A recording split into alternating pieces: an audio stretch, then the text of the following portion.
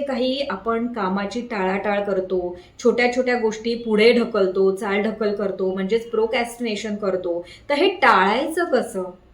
मग आता हे प्रोक्रॅस्टिनेशन जर आपल्याला टाळायचं असेल, इनॲक्शन मोडमधून बाहेर यायचं असेल, तर आपल्याला काही महत्त्वाच्या गोष्टी फॉलो केल्या पाहिजेत. त्यातलं पहिली गोष्ट म्हणजे चुकलं आपलं तर चुकलं, ते ॲक्सेप्ट करायला शिकलं पाहिजे.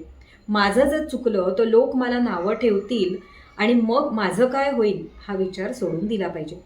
आपलं चुकलं तर ते ॲक्सेप्ट करून सुधारणा करण्याची, आपल्यामध्ये परिवर्तन आणण्याची हिंमत आपण ठेवली नाही, तर आपण कधीही कृतिशील आणि यशस्वी बनणार नाही. प्रोक्रॅस्टिनेशन करण्यासाठी आपल्याला आपल्या मनावरती पण संयम आणणं खूप गरजेचं आहे, कारण आपलं मन आपल्याला नेहमी कम्फर्ट मध्येच ठेवत असतं आणि हा कम्फर्ट झोन जोपर्यंत आपण ब्रेक करत नाही तोपर्यंत आपण कृतिशील आणि यशस्वी होत नाही.